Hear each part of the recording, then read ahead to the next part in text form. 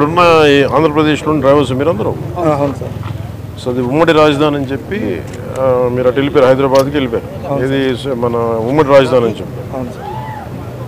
So మీరు ఎక్కడ మీ basic ఈ సవారీ అంతా ఎక్కడ చేస్తారు? Hyderabad local sir. మొత్తం ఎంతమంది ఉన్నారు మీరు? మన మోటార్ ఫీల్డ్కి ఒక 2000 మంది ఉంటాం సార్.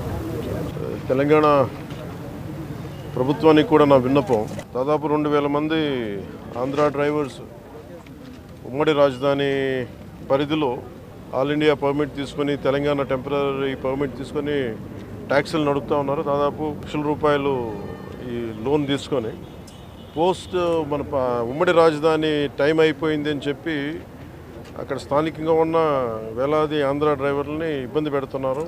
సో అంటే ఇది నాకు రాత్రి నా దృష్టికి వచ్చింది, ఇప్పుడు నా దృష్టికి వచ్చింది.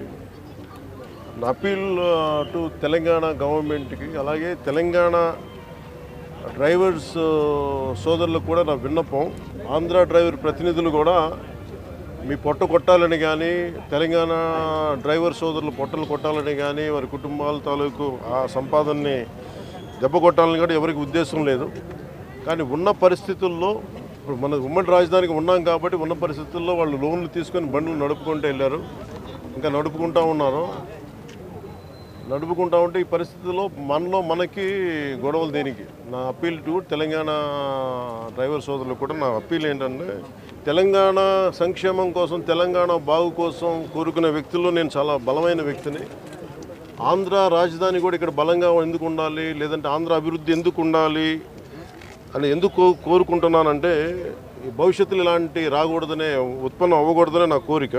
అందుకనే ఆ పరిధిలోనే మేము చేసుకుంటూ వెళ్ళిపోతూ ఉన్నాం. 1,00,000-2 లక్షలు లోన్లు తీసేసుకున్నాం.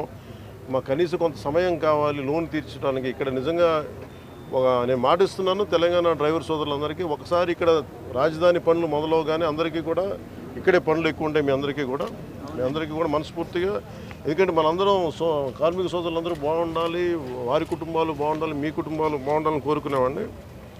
సో ముందస్తుగా నా విన్నపం, క్యాపిటల్ పరిధిలో ఉన్న, హైదరాబాద్ పరిధిలో ఉన్న తెలంగాణ డ్రైవర్ సోదరుల సంఘాలందరికీ కూడా నా విన్నపం ఏంటంటే, ఇది కొద్ది కాలం కొంత సహనంతో భరించండి. మీరు వేరు, మేము వేరు కదా, మనందరం ఒకటే కాదు. ఈ పరిధిలో నేను అర్థం చేసుకోగలను, కొంచెం మాకు సమయం ఇవ్వండి. పాపం డ్రైవర్ సోదరులకి, ఆంధ్ర డ్రైవర్ సోదరులకి కొంచెం సమయం ఇవ్వండి. సమయం అని కోరుకుంటాను ముందస్తుగా.